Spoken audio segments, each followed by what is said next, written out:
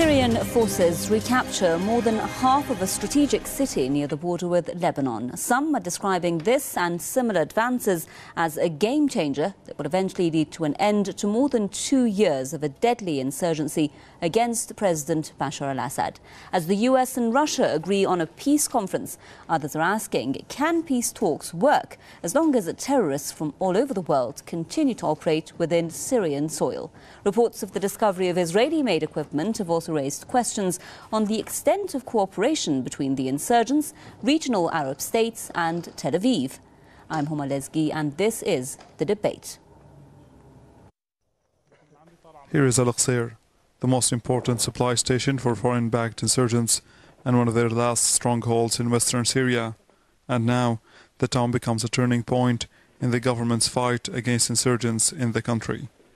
The Syrian army's operation in central Syria has reached its final destination in Al-Aqsir. The army gave a final warning to the militants to allow the remaining of the 40,000 civilian population a safe passage out of the town before starting its operation inside Al-Aqsir. Some of the insurgents seized the opportunity and surrendered themselves to the army, and for those who wanted to go on fighting, the military operation started.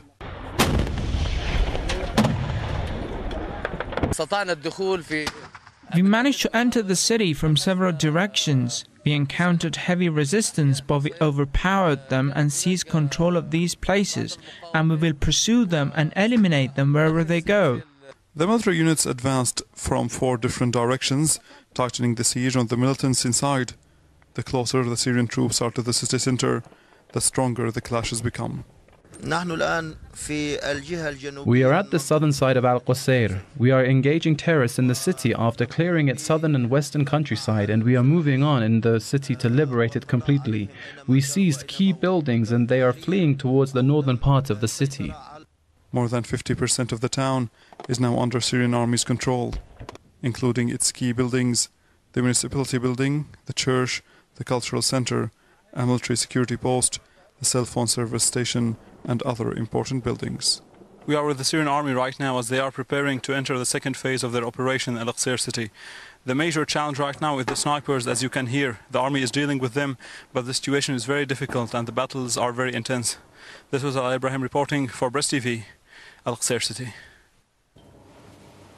You're watching The Debate. Let me introduce our guest to you. Activist and radio host Mr. Don Debar with us live from New York, and in London our guest, Salafist cleric Mr. Anjem Choudary. Thank you very much for being with us, gentlemen. My first question to our guest in London, Mr. Choudary. Now, reports we're hearing coming out of the city of Qusayr, Mr. Choudary, suggests that the army has confiscated an Israeli military vehicle with camouflage and eavesdropping equipment inside. And that brings the question, is Israel, or has Israel been for a long time, equipping the insurgents? Yes, I mean, obviously there's a big propaganda war taking place, and nowadays we find that we don't need to rely upon second or third hand information. In fact, we have family on the ground, we have brothers on the ground, we know the people who are fighting, in fact, against the wicked Bashar al-Assad regime and their henchmen from Hezbollah. The reality is that the Israelis are the friends, in fact, of the Iranians and the Bashar al-Assad regime. The security of Israel rests in the presence of their man in Damascus, Bashar al-Assad. What is taking place now in Qusayr is far away from what is being portrayed on some of the media channels, including yourself.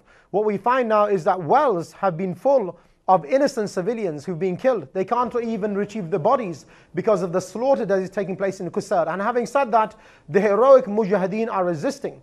The war is not over. Sorry for jumping in here. You say there that Israel is a friend of the... You're saying that Israel is a friend of the Bashar Assad government. How so? What makes you say that? Of course. The thing is, the Israelis said themselves that they're not against Bashar al-Assad and his regime. They are, in fact, against who they term the terrorists, which is the Mujahideen. They bombed the missiles before, not because they want Hezbollah not to get their hands on them, because they are afraid of Jabhat al-Nusra and Jund al-Sham, the Mujahideen. And let me just say something. The Messenger Muhammad sallallahu alayhi wasallam made it so clear that the land is one worldwide of the Muslims. Their war, their peace is one. And we see this reflected nowadays in thousands Indeed, thousands of Muslims from Britain, from France, from Belgium, all around the world, Indonesia, Bangladesh, Pakistan, yes, flooding their way now to Syria, and they will teach Hezbollah and the Iranians and Bashar al-Assad a lesson that history will record. And indeed, they will fulfill the hadith of the Messenger Muhammad sallallahu alaihi wasallam, and they will establish the Sharia, inshallah, in this region. What you're seeing today is atrocities. And let me tell you something, if you don't mind. We are going the to women and stick to children the issue of Israel who are right being killed now. are being killed in the eyes of the world. Okay. The women and children who are being killed in front of the eyes of the world. We can't hide anymore, you know, behind a press TV or Sky News. We see it ourselves with our own eyes. Come up for air, okay. please. Now, we will, of course, come back with the questions regarding the civilians who've been targeted, about who the militants actually are as well. But just before that, let's bring in Mr. Don DeBar with us from the United States, New York, and have his comments on this as well. Now, Mr. Don DeBar,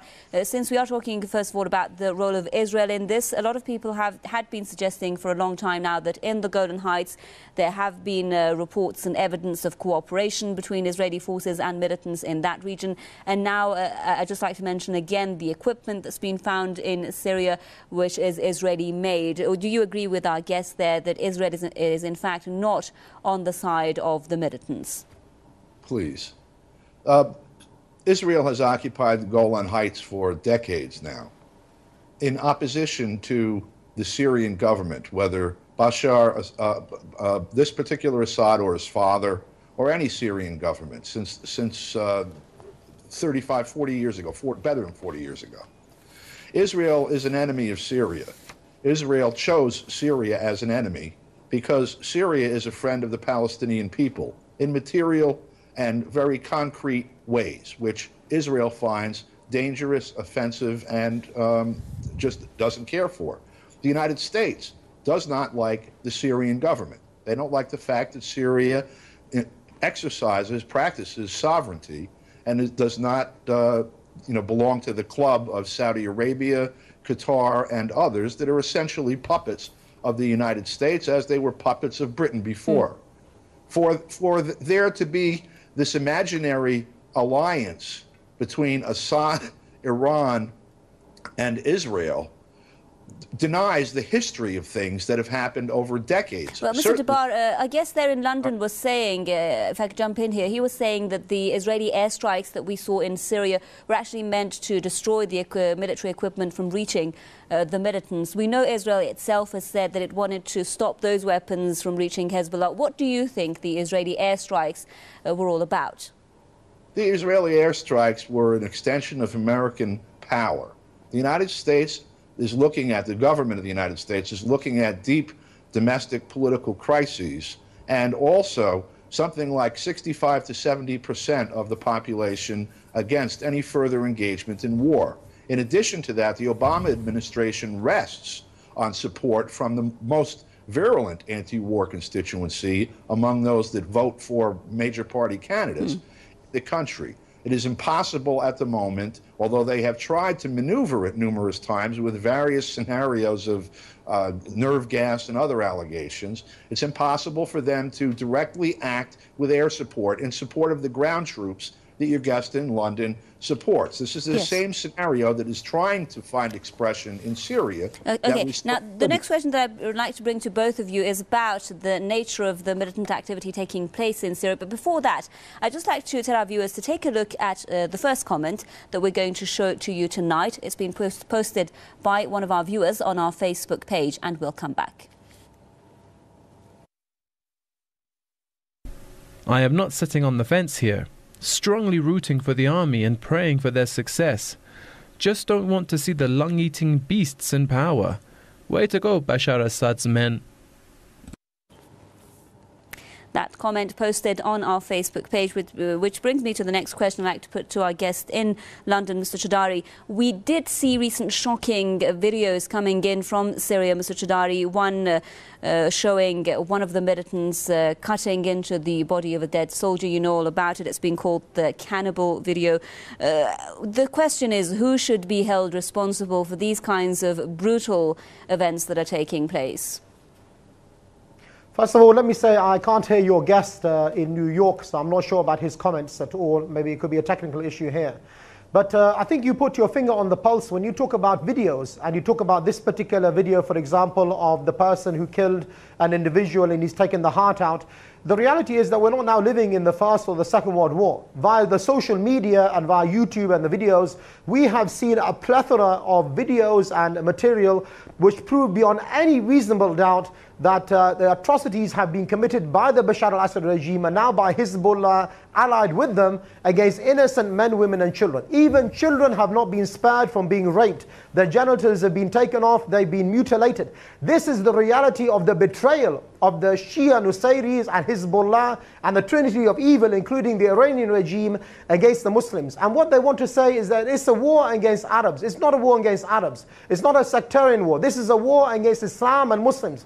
The Muslims worldwide are flooding now to Syria to teach the lesson really to the people who are committing these atrocities. You may find one video here or there, you know, from the people, maybe FSA or others. But the reality is that Jabhat al-Nusra and Jundu Sham are really fighting for the Sharia. They're fighting to defend the women and children and to overthrow the Bashar al-Assad regime. Nobody in the right sense today can say Bashar al-Assad and his regime are not behind the worst atrocities that we have seen in recent memory. Anybody to say otherwise and to say, point the finger at one individual to say, oh, look what he's doing to this individual. He took the heart out of this man, and that is the real atrocity. This is really, you know, I think living in some kind of, you know, kind of unrealistic reality. The proof of what is taking place, I think, is there for everyone to see. They can see it on social media, on Twitter, on the Facebook, on the YouTube, and they know that the atrocities are really being committed, as I said, by Bashar, by Hezbollah, the rapes of the children and the women, etc. And that is the thing that Muslims and Islam are against, and that is, inshallah, what will prevail over them, inshallah, in this area. Mr. Don Debar, when that shocking video did come out, there were, of course, a lot of reactions. And throughout these days, a lot of people have been interpreting that video as a sign that what the West called the moderate armed opposition in Syria has now actually turned quite radical. A lot of people were saying that the person in that video who was saying he's the leader of the Farouk Brigade, that was part of the Free Syrian Army, and that shows that the militancy is getting more radical every day. How do you interpret that video? It's disgusting, and it shows a level of terrorism as, you know, the express policy of these groups that is unmatched in my memory, except by state terrorism like carpet bombing of North Vietnam by the United States, or carpet bombing of Libya by the United States, or the nuclear bombs that were dropped on Hiroshima and Nagasaki. I mean, this is at a personal level, at a small numbers level, this is the most grotesque thing that I've seen. I'd like to ask our guest in the UK if all of these Muslim fighters are pouring in to fight Bashar Assad, which apparently they're not making it to the ground because the government is cleaning up rather handily there. I'm wondering if any of them plan to stop off in Bahrain or Saudi Arabia or the other places where the most repressive regimes on planet Earth, the most medieval, the most backwards, the most brutal, that have Muslims as the objects of their brutality, if those fighters are going to stop and deal with that on their way to dealing with Assad, because the scale of offense of the Saudi monarchy, the Qatari monarchy, and the Bahrain monarchy being propped up by those two is on several orders of magnitude against anything that's happened even in this war that's going on in Syria by the Syrian government. So I'd like to know if they plan to deal with that first as a show of good faith to Muslims around the world. Yes, I guess in London, let's allow him to give a response to that. Mr. Shujari, how can these militants that you're supporting actually prove that they are after what you call justice for these people? Yes, I mean, what your colleague is saying in America is correct in a sense, because the tree of Islam is being watered with the blood of the martyrs all around the world. We saw it in Libya, we saw it in Yemen, we saw it in Tunisia, we see it now, you know, in Iraq, and we see it as well in Syria. There's no doubt that there is uprising, and the brutality of the Saudi regime is not something that we're going to make excuses for, just as much as we're not going to make an excuse for Bashar al-Assad or the Iranian regime. The Muslims are rising all around the Middle East, and inshallah Islam will be implemented. And I think what the Muslims have realized is after 30 or 40 years of these dictators and the brutality of them and their own forefathers and the tyrant regimes and the monarchies, you know, they will resist by any means necessary the oppression and the aggression. And that is why, you know, people are coming out of their homes. They know many of them are going to die, for example, in Syria, in Homs, in Qusair, but they are willing to irrigate the land with their blood to find Islam being implemented and for the land to be liberated, and eventually for the Sharia to be implemented, and indeed the Hadith to be fulfilled. So, you know, I agree with this man that, you know, the Saudi and the Bahraini regime are terrible, but that does not make an excuse for Bashar al-Assad and the Iranian regime. Well, Mr. Choudhary, just this question related to what you said earlier on. You said that the atrocities being committed in Syria are being committed by government forces. A lot of people now, the United Nations, the Western governments, independent observers have been saying that while we may accept that the government forces are committing atrocities, we also say and stress the fact that atrocities are being committed by the militants on a large scale as well. Would you say that no atrocities whatsoever has been committed by the militants? You're not saying that terrorists are operating, Al-Qaeda affiliated groups are operating on Syrian soil right now? Let me say one thing very clearly. Al-Qaeda do not exist in Syria and in Asham. The bay'ah has been given to Sheikh Ayman al-Zawahiri by the leaders of the region, but they don't exist in their own presence. However, Al-Qaeda is a phenomenon of resistance, of jihad, of working to establish the Sharia and the Khilafah.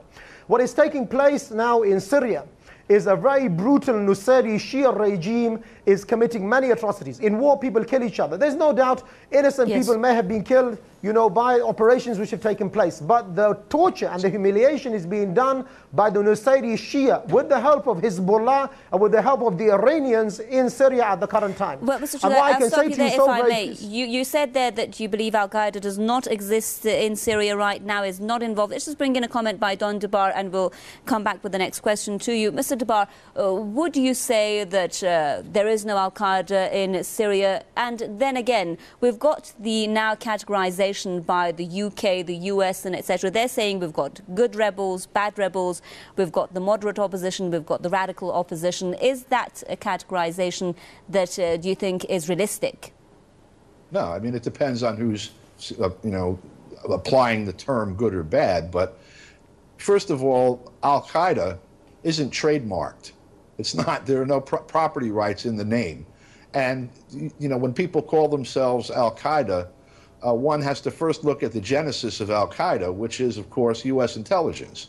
Your guest in London made reference to the Mujahideen, again, a product of U.S. intelligence in Afghanistan, intended as a Cold War tool to destabilize the southern flank of the Soviet Union. The outcome of the U.S. intelligence meddling and the wars that were conducted in Afghanistan and elsewhere, through Iraq and elsewhere, through Libya and elsewhere, are people on the ground, Muslims, murdering each other on a daily basis by the scores, the United States and Western Europe carting off the wealth of the region, some local compradors like the Saud family, like the royal family in Qatar and others, making billions of dollars and repressing their people brutally to the extent women, for example, can't drive in Saudi Arabia. People have their hands and feet cut off. I don't know if that's the Sharia law that he's referring to, but that's what they practice in Saudi Arabia.